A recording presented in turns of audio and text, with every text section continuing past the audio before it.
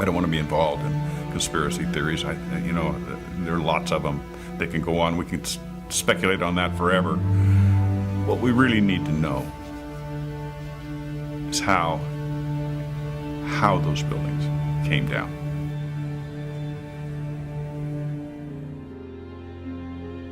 My husband Steve was 48 years old when he was killed on September 11th, 2001. He was in the North Tower on the 104th floor.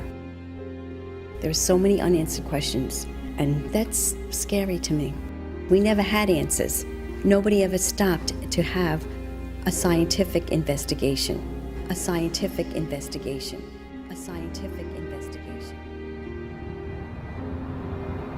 Tribute lights in the New York skyline. An annual memorial to the lives lost on 9/11. Yet there's still more light that needs to shine, revealing truths that their family members deserve to know.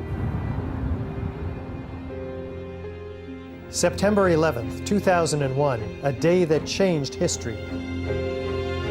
4 planes went silent and off course. 2 of those planes crashed into the World Trade Center Twin Towers. Several columns were severed, and the jet fuel ignited fires that spread over several floors.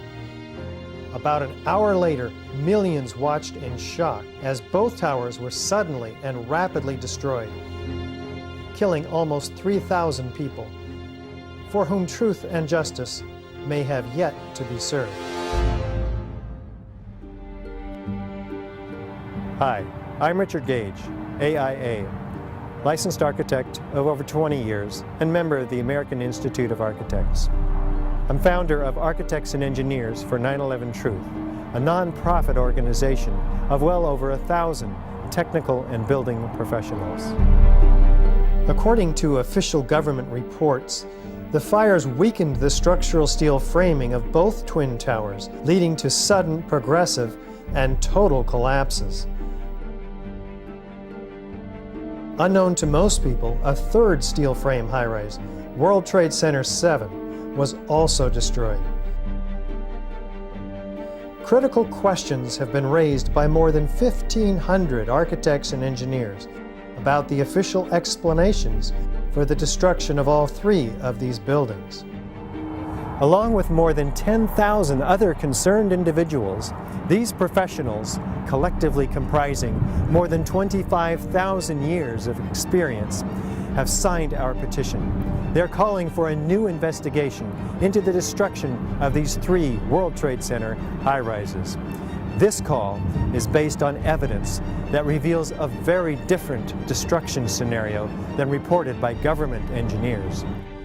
As coherent sets of scientific facts are brought into focus by the experts, the data, and the witnesses in this film, you'll come to a much greater understanding of the events of 9/11 and will be in a position to draw your own informed conclusions.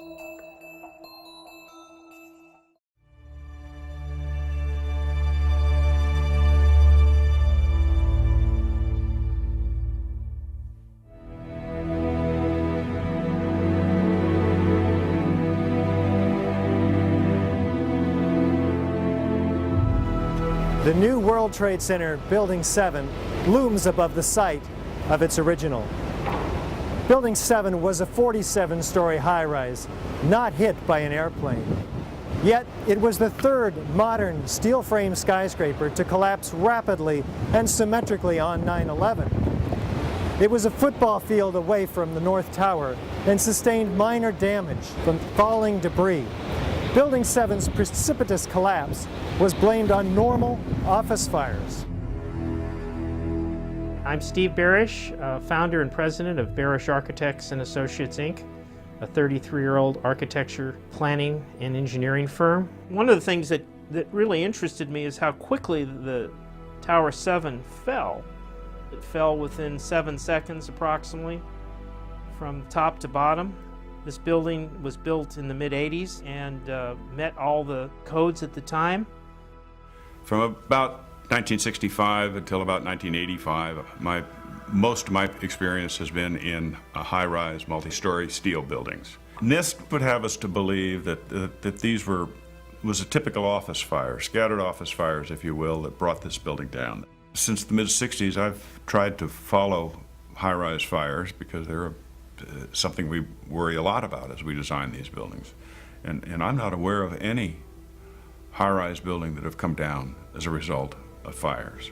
The coup de grace for me was when I found out that Building 7 had collapsed later that day, and when I saw Building 7 come down. To me, the fact that it looks like a perfect controlled demolition of an intact building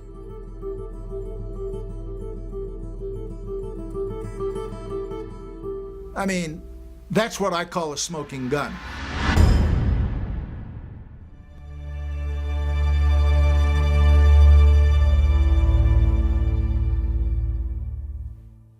Was the structural steel from World Trade Center 7 preserved, documented, analyzed according to standard procedures for investigating engineering failures? 400 truckloads per day of material were taken away from the World Trade Center site and sent to China for recycling. There were laws violated in the destruction of that evidence. And for the American Society of Civil Engineers to ignore those events is extremely disturbing and is a violation, in my opinion, of their professional code of ethics. It was contrary to the way all investigations are done. If an airplane crashes, they seal off the entire area, nobody touches anything, they move it to a secure location, and they reconstruct an aircraft. Normally, when you have a structural failure, you carefully go through the debris field, looking at each item, photographing every beam as it collapsed and every column where it is in the ground, and you pick them up very carefully and you look at each element. We were unable to do that in the case of Tower 7. You can't do science when you are deprived of the evidence and when your hypothesis is the least valid instead of the most likely. When the most likely hypothesis in the case of Building 7 wasn't even mentioned. This is not science. It's trying to prove preconceived ideas.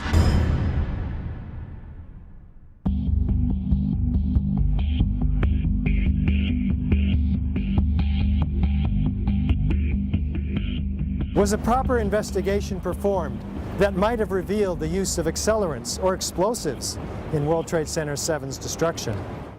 NIST concedes that they found no evidence for explosives.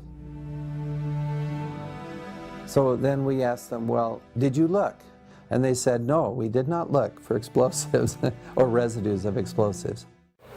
Big explosion. Blew us back into the 8th floor. I'm okay, all right? Here, hold on. You want to call your mother or something?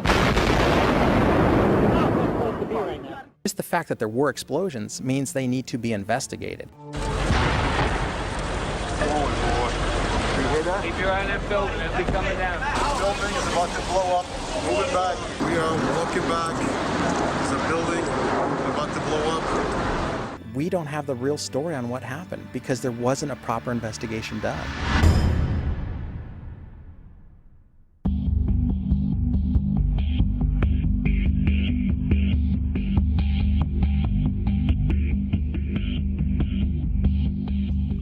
World Trade Center 7 collapsed because of fires fueled by office furnishings.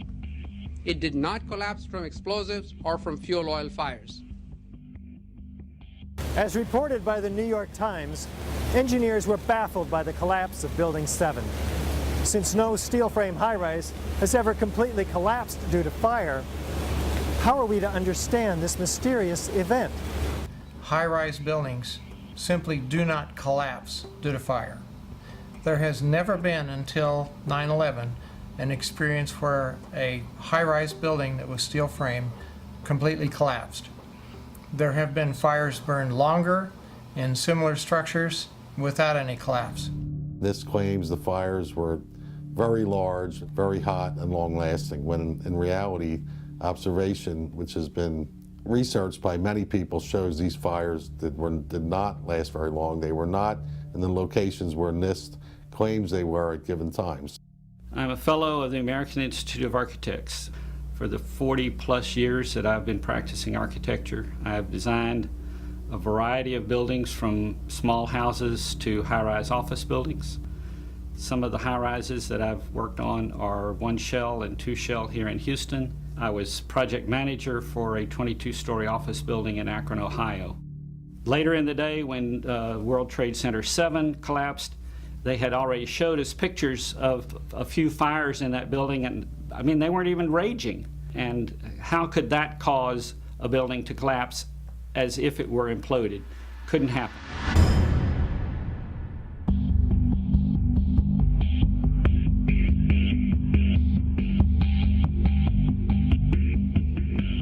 According to lead investigator Shyam Sunder of the National Institute for Standards and Technology, NIST, World Trade Center 7 collapsed at freefall acceleration for more than 100 feet of its fall. What does the speed of the collapse reveal to us? Essentially, in less than 7 seconds, Tower 7 came down upon itself. It's just like taking your car keys out and just dropping them. That's how fast the building came down, for over 100 feet. And the only way you can get that is when there's zero resistance. And so what we're looking at is a building just coming straight down, falling right through itself with zero resistance. Buildings don't have zero resistance, which is why you feel comfortable walking into a building. This building had 40,000 tons of structural steel in its structural system, and that is intended to keep it from going anywhere. NIST is telling us that the building below it ceased to exist for the first few seconds of the collapse of the building. Well, things in physics just don't cease to exist and cease to resist the forces that are on them. The building didn't disappear so the building can fall for 100 feet at free fall speed. That's impossible.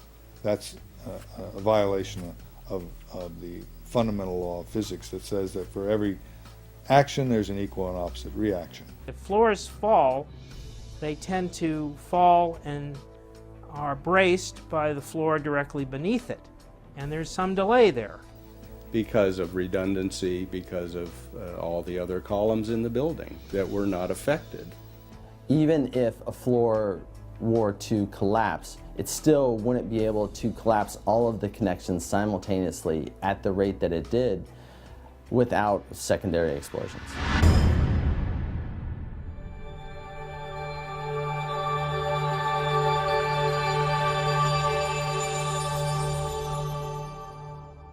We might anticipate that an unevenly damaged building would fall over. Yet, videos of the collapse of Building 7 show a fairly symmetrical fall. How do we make sense of this? If the buildings had come down by fire, we would have seen a more natural progression of collapse. And clearly a more asymmetrical pattern should have been present. The symmetry is the smoking gun. It cannot happen that when you have asymmetric damage, you will get a perfectly symmetrical collapse. The exterior columns on the outside as well as on the inside at the bottom would have to be severed almost at the same time. I worked for Controlled Demolition Incorporated, CDI, the top-rated explosives demolition firm in the world. What I saw, it was a classic implosion. The center of the core, the penthouse area, starts to move first, and then the building follows along with it. That's another indicator that this NIST report is very suspect. When it's all finished, the outside walls are piled one on top of the other right in the middle of the building. Just like a house of cards if it were coming down. According to NIST, the failure occurred at column 79 on level 12. This means basically they're talking about a single columnar collapse or failure that resulted in a total collapse of the building. That just does not make any sense.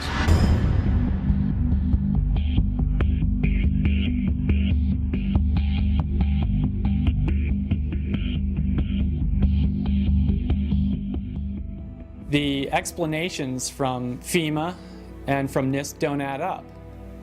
But there is enormous circumstantial evidence, circumstantial and actually physical evidence as well, that would lead us to a different conclusion. And the conclusion is controlled demolition. Dit is controlled demolition. Zeker weten. Zeker weten. Er is nagesprongen. Dit is in opdracht gebeurd. Dit heeft een team gedaan van experts. Building 7 to me is really what gives it away, because that's a classic case of controlled demolition.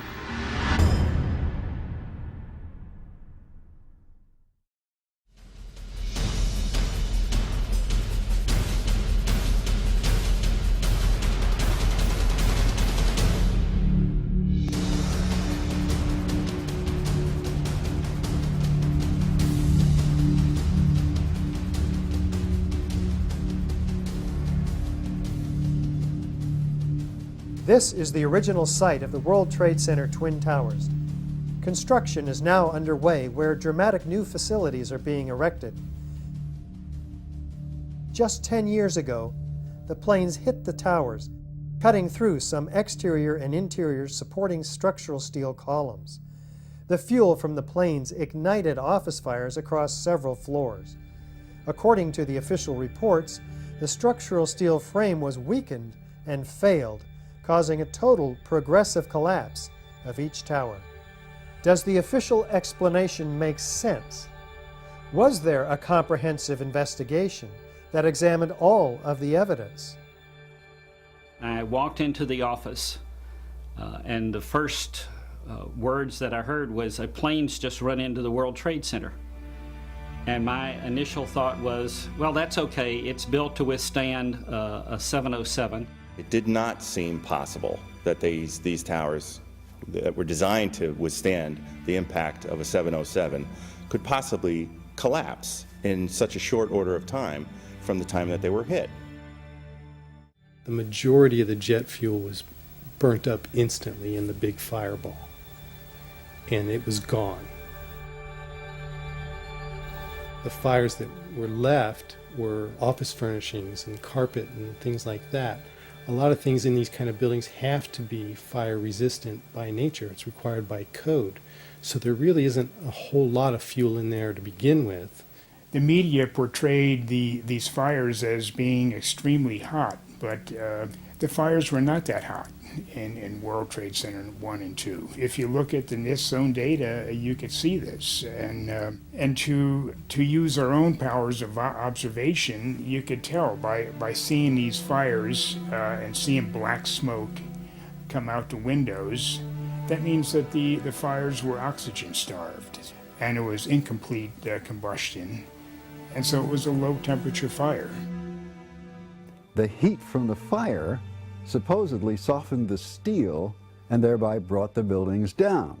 If you have a flame at 750 degrees, you can hold that flame under a steel beam forever, and you'll never reach a high enough temperature to bend steel, let alone melt it. So immediately I knew at that point that the official explanation was dead wrong.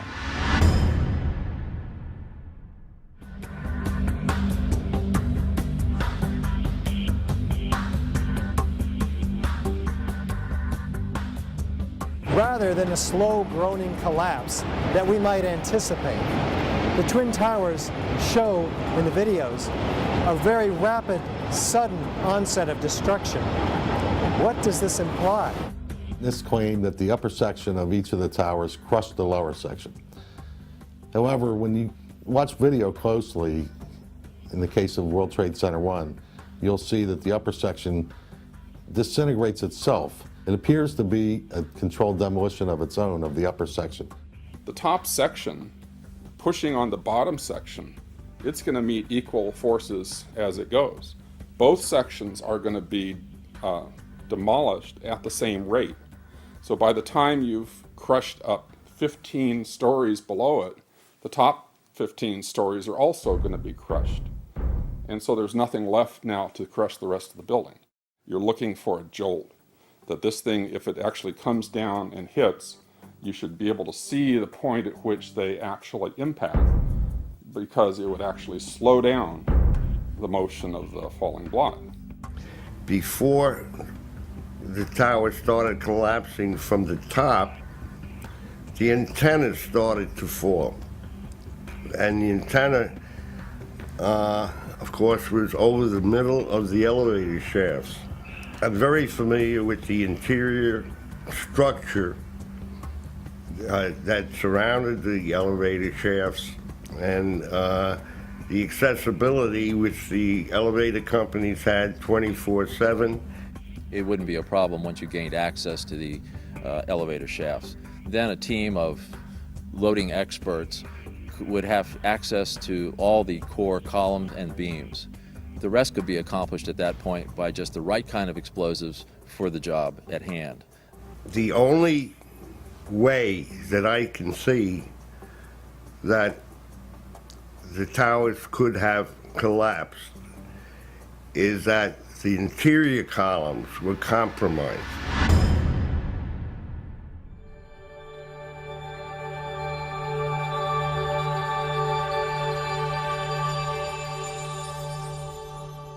Over 100 first responders reported sounds of explosions and flashes of light at the onset of destruction of both towers. These were not discussed in the NIST report. What did these eyewitnesses actually see and hear? As we were getting our gear on and making our way to the stairway, there was a heavy-duty explosion inside the lobby. We stuck on the stairs for a while. We finally got down to the lobby. Then we get to the lobby, it was this big explosion. There were numerous secondary explosions taking place in that building.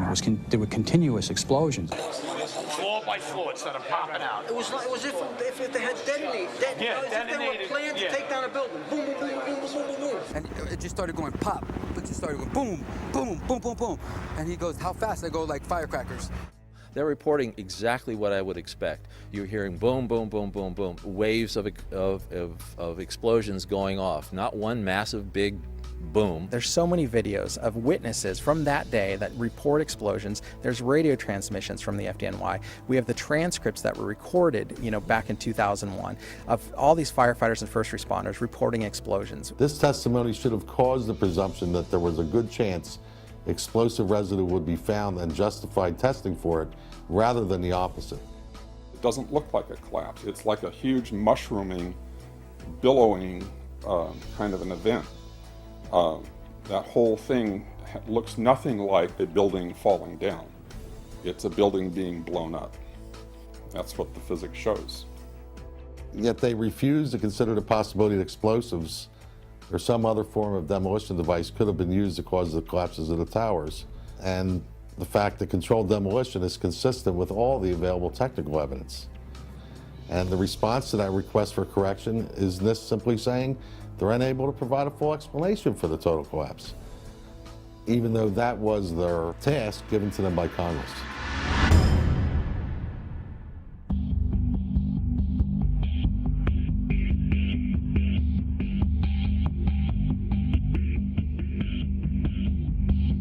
FEMA documents a 1,200-foot diameter debris field around each tower. Videos show multi-ton steel sections of hundreds of individual steel pieces ejecting out of the towers at 60 miles an hour for a distance of 600 feet. They also show clouds of debris pulverized in mid-air and isolated explosive ejections as many as 60 stories below the so-called crush zone. Videos also show the near total destruction of both towers. What does all this tell us about the forces and energies involved in the destruction? Large, multi-ton beams were hurled hundreds of yards laterally. Gravity works vertically, not laterally.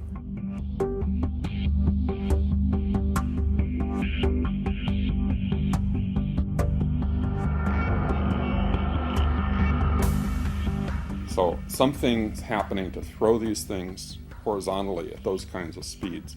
And here it is trailing white smoke the whole time. It really is indicative of some kind of explosion. The individual explosions that I noticed 20 and 30 and 40 stories below the collapsing structure. And naysayers tend to say, well, that's just air being blown out the windows. I mean, it doesn't really work to say it's just air pressure. And I've estimated these are coming out faster than 100 miles an hour. As an architect, I would expect to see larger portions of the building floors, the decking, the steel decking, the concrete topping, much larger remnants of what the structural components of this building was. What happened to the concrete? The concrete was pulverized, and I was down here Tuesday, and it was like you were on a foreign planet. All of Lower Manhattan, not just this site, from river to river, there was dust powder 2-3 inches thick. The concrete was just pulverized.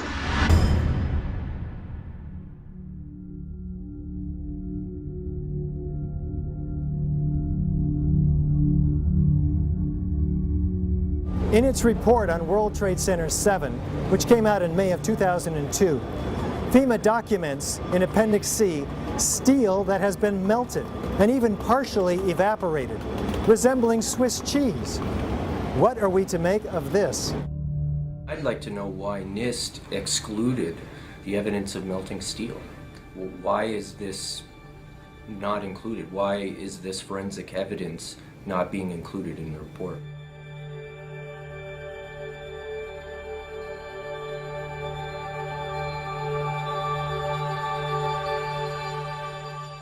First of all, let's go back to your basic premise that there was a pool of molten steel. I know of absolutely nobody, and no eyewitness who said so, nobody who's produced it. You'd get down below and you'd see molten steel running down the channel rails. Like you're in a foundry. Yeah, like lava. Like it was lava from a volcano. Actually melted beams where it was molten steel that was being dug out.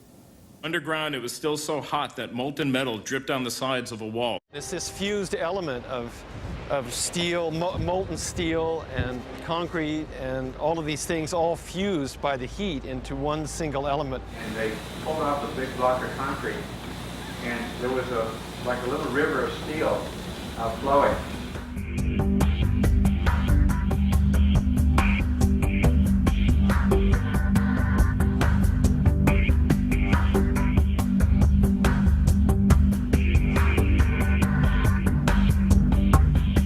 Many witnesses, firemen, and lots of people described the flowing molten metal, iron or steel, at extremely hot temperatures. And John Gross categorically denied their observations, so that because their observations don't fit his preconceived notion, he not only ignored evidence, he denied evidence.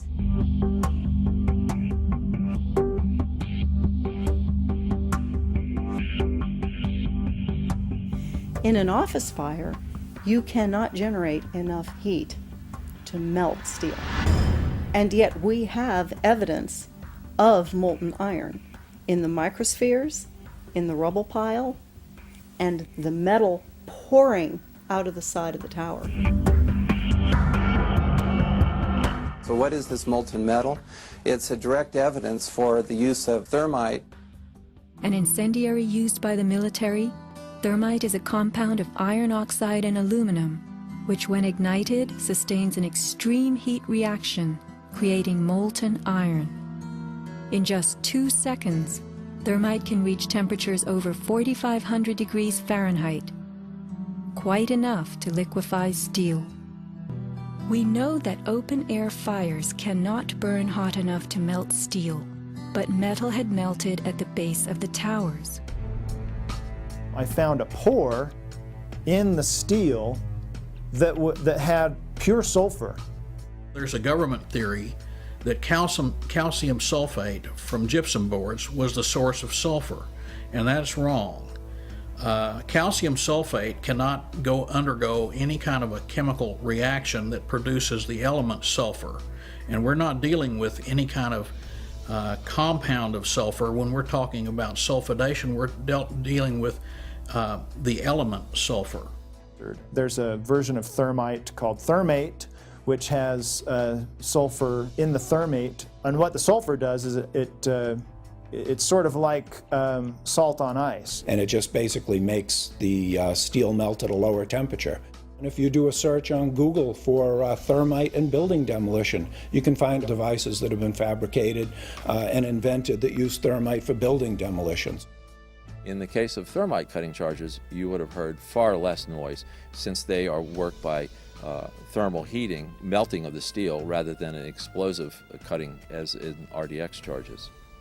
Overflights had detected with infrared camera 1400 degree Fahrenheit hotspots on the surface of ground zero. And that being there for a week, indicates that there was something very hot going on below the surface.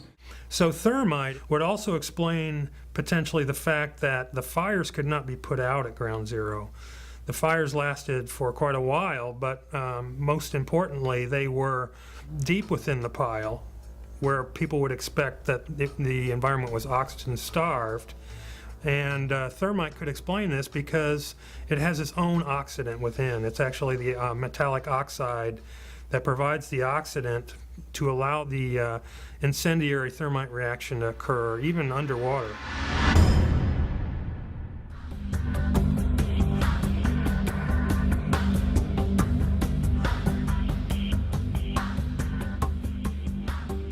As much as 6% of the World Trade Center dust consisted of tiny, previously molten iron spheres. What does this tell us about the temperatures generated in the tower's destruction? When the USGS collected samples of the World Trade Center dust, they found the iron microspheres. Insofar, the USGS does not have a valid explanation for the presence of these iron microspheres. So what do the microspheres contain? Iron is the main element, and then it has smaller portions of aluminum, sulfur, a trace of manganese. Most of them are less than about 1/10 of an inch in diameter, and they're spherical. And they're found in all of the dust blown out of the buildings during collapse, no matter where in Manhattan that dust is picked up. You must have had a much hotter heat source for you to get 2,700 degrees Fahrenheit in order to melt the iron to get these molten spheres. Your heat source must be something like a chemical reaction, an exothermic chemical reaction that reacts, in the case of thermite, reacts at 4,500 degrees Fahrenheit. My contention, based on finding thermite residue in the dust, is that it happened before. It didn't happen after in the fires that ensued in the rubble pile afterwards. It's all the characteristics of the microspheres, along with what I see in the attack of the beams that were actually found, tell me that thermite was involved in melting those steel beams.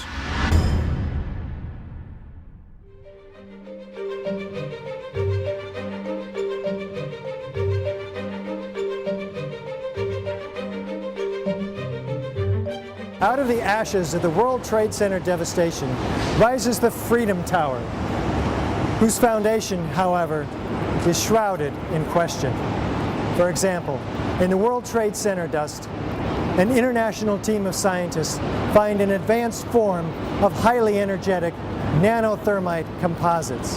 What is it, and where does it come from? In the dust, we found what we characterize as unreacted thermitic material in the shape of some very tiny red-gray chips. And in the reaction they produce molten iron, which is the prime indication of a thermitic reaction.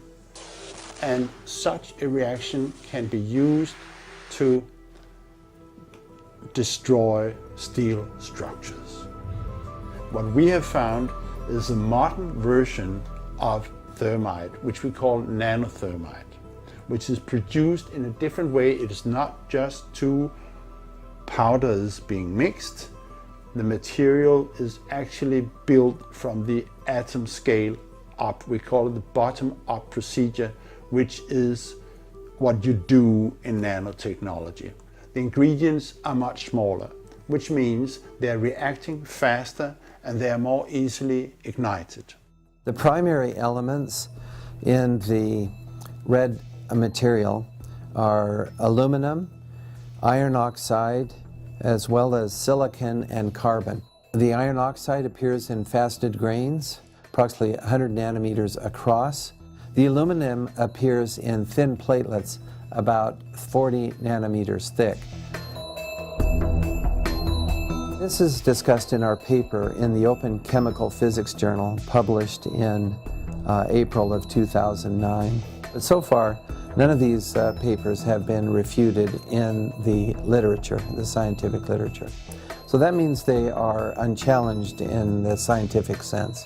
They stand as an indictment, really, of the official story of 9/11. We also took paint that came off of the WTC steel and looked at that in the SEM and did a compositional analysis of that and found that it was not similar to the red-gray chip or the red layer of the red-gray chips. This cannot be paint. Paint does not have these exotic properties. That's impossible. This is material that is of military use that really shouldn't be there.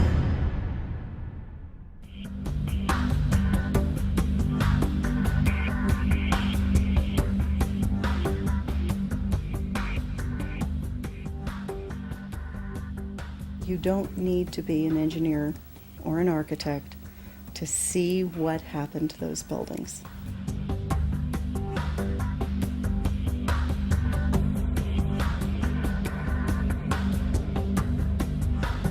Any honest investigator would be looking at this and looking for explosives and so forth. The NIST investigation didn't go there. They just would not look for explosives. This has been the work of independent researchers, not NIST. So the preconceived notion of NIST is that there's no evidence for explosives, and so there's no point in looking. That is the most unscientific thing that you can possibly think of, not to look because you don't expect to find evidence, and in fact the evidence is overwhelming that these red-gray crystals are very high temperature incendiaries. They state these conclusions for which there's virtually no evidence, and then they ignore conclusions that can be drawn from the evidence.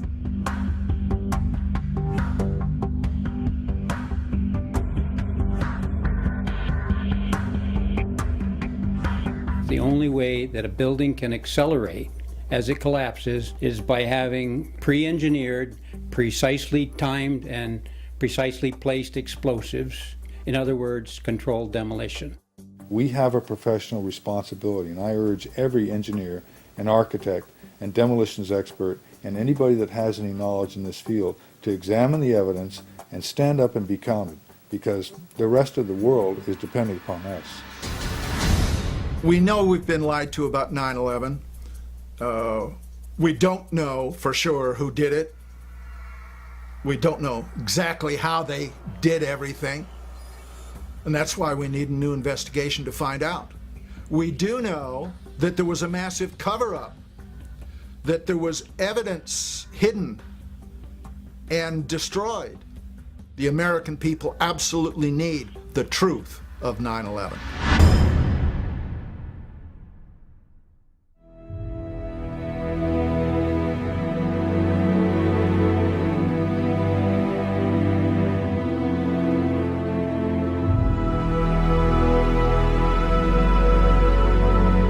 Some kind of consciousness raising on my part before I was willing to look at the possibilities.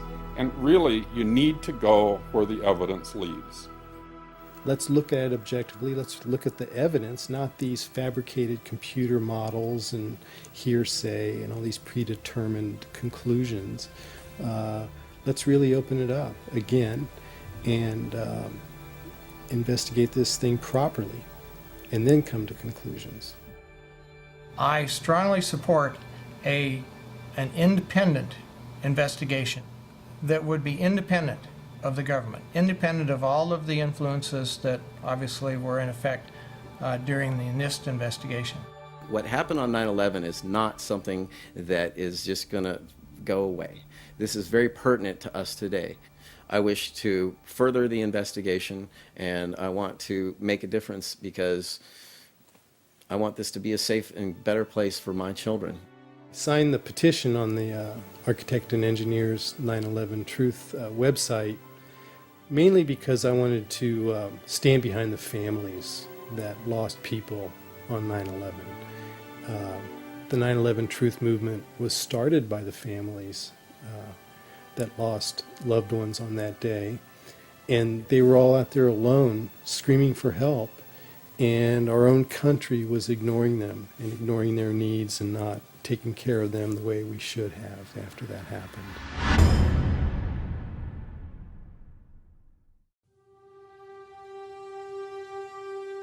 Most of us who have lived with the events of 9/11 have, as a result, experienced some kind of trauma. It can be very difficult to come to terms with what actually happened at the World Trade Center. In fact, someone told me recently, "I wouldn't believe what you're telling me even if it were true." Our petition signers with psychological expertise have stepped forward to offer their insight.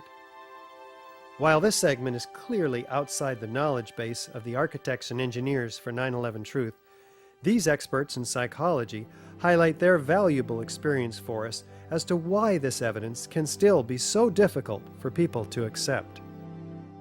As we know, the horrors of what happened on 9/11 were televised all over the world, and they were televised, in fact, live.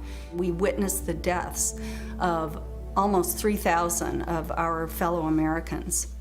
We know this had a very severe and traumatic impact on a majority of the population. At this point, we have 9 years of hard scientific evidence that disproves the government theory about what happened on September 11th, and yet people continue to be either oblivious to the fact that this information exists or completely resistant to looking at this information. So the question becomes why? Why is it that people have so much trouble hearing this information? From my work, I think we would be remiss not to look at the impact of trauma. Many people respond to these truths in a very deep way. Some have a visceral reaction like they've been punched in the stomach. To begin to accept the possibility that the government was involved is like opening Pandora's box. If you open the lid and peek in a little bit, it's going to challenge some of your fundamental beliefs about the world. If we can think of our worldview as being sort of our mental and emotional home, I think all of us will do just about anything to defend our homes, to defend our families. And so I see that with people, and I saw that with myself when my brother tried to talk with me about it, of don't mess with me, don't mess with my home, don't mess with my comfort with how things are. About a week later, I read a lengthy article by Professor Griffin about why he believes the official account of 9/11 cannot be true. And it was a very well-researched article. It was in my office at the time. I sat there and I felt my stomach churning. I thought maybe I was going to be sick. And I leaped out of my chair and ran out the door and took a long walk around the block, around several blocks, and just broke down. I understand now that what was happening was my worldview about my government being in some way my protector, almost like a parent, had been dashed, and it was like being cast out into the wilderness, I think is the closest way to describe that feeling. And I sobbed, felt like the ground had completely disappeared beneath my feet. And I knew at some point during the walk that I knew that I was going to have to become active in educating other people about this, that for me to retain any sense of integrity, I was going to have to take some action. I couldn't just let something like this go. When we hear information that contradicts our worldview, social psychologists call the resulting insecurity cognitive dissonance. For example, with 9/11, we have one cognition, which is what the official story of 9/11, what our government told us, what our media repeated to us over and over, that 19 Muslims attacked us. On the other hand, we have what scientists, researchers, architects, engineers are now beginning to tell us, which is that there is evidence that shows that the official story cannot be true. So now we've lost our sense of security. We are starting to feel vulnerable.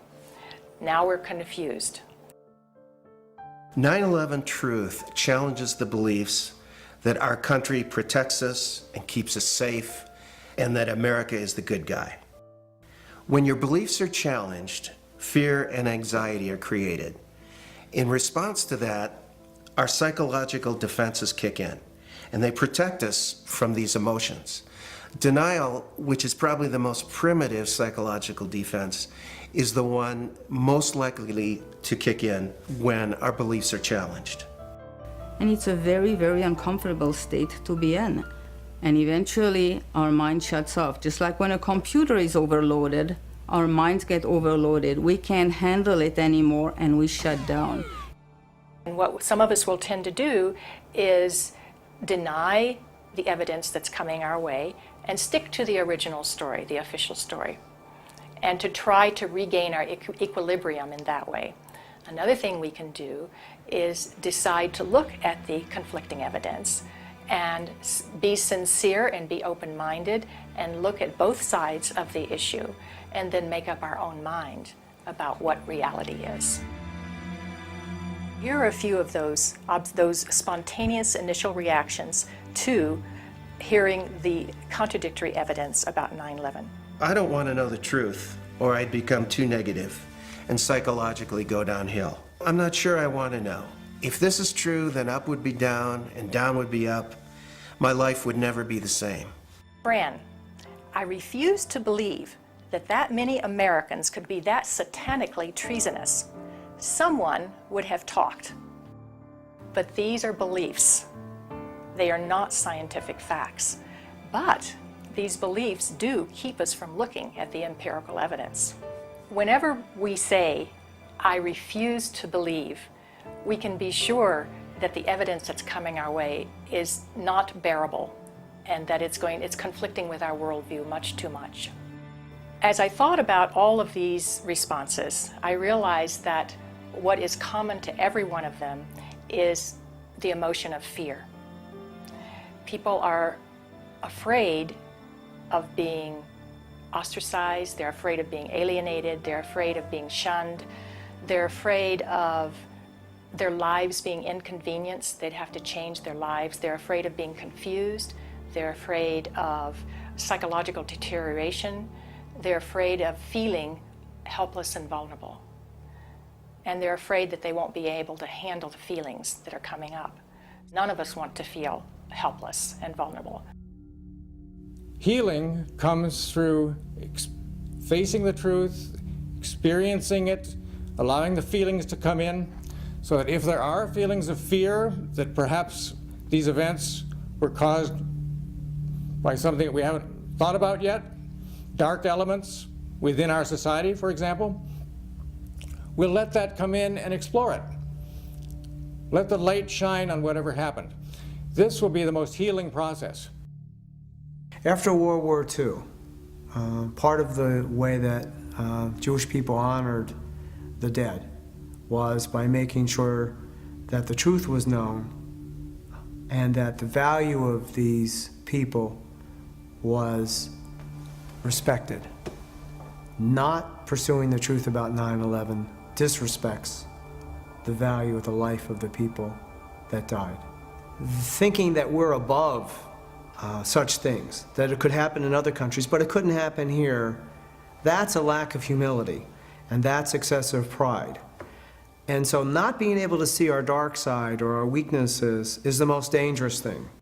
A feature of American history that makes us particularly liable to this pride is this notion that's called exceptionalism, that America is the exceptional nation.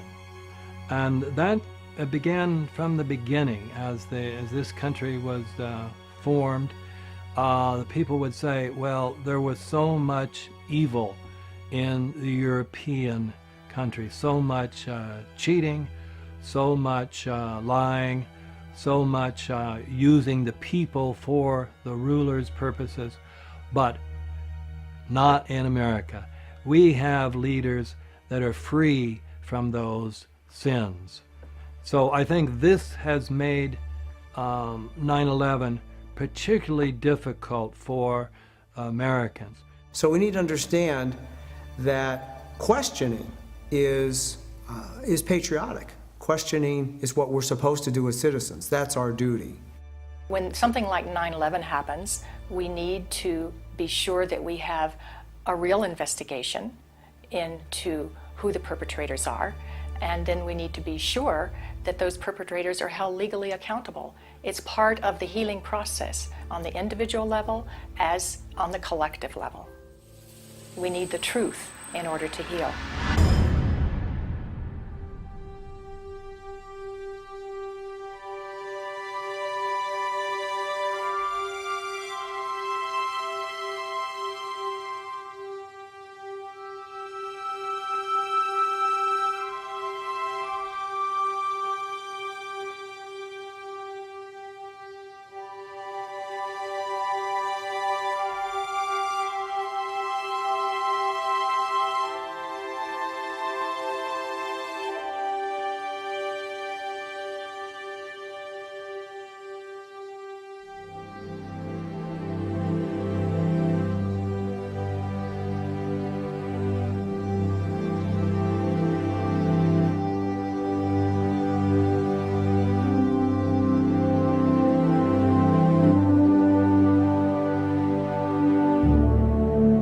My name is Bob McIlvaine. I'm from right outside the Philadelphia area, and I'm the father of Bobby McIlvaine, who was killed in the lobby of the North Tower on September 11, 2001. Bobby was one of the first 10 bodies found. We took him home that week. We were one of the few. I finally found the doctor who examined him. All his injuries were in the face, the front of his face was blown off, massive cuts in his chest and his right arm were blown off. To me, that means explosion. What happened on September 11th was the tragedy where Neil was on Flight 175 and it crashed into the second tower. And I can't imagine what happened to him. My brother was my best friend. David has always been a firefighter. My brother went in to save people's lives. I'm a family member trying to find out the answers to the murder of 3,000 plus people. I'm Jane Policino. My husband Steve was 48 years old when he was killed on September 11th. I have no identification. Why is that? It seems to me we should know why over 1,000 victims there are no trace for, and no identification, no trace of over 1,000 victims. Just a few years ago, they were still finding body parts on the roofs of buildings. What is that? We should know why there are over 700 bone fragments found on the top of Deutsche Bank building less than a half an inch long. We should have that information. Why were they up there? Why weren't they found? What kind of explosion was there? And the explosions were brought up many a times, talking to firemen, talking to medics, talking to everyone. Everybody talked about these explosions. I want the officials that are in power to ask the questions. I want answers. Please look at architects and engineers. People all around the world, scientists, all around the world are questioning this. When you bring science into the equation, that's so important because you can't argue against science. And there's some deep, deep explaining to do. The bottom line is that it needs to be investigated properly. We will never heal. This country will never, ever, ever forget that day. We have to demand a new investigation. I want justice here.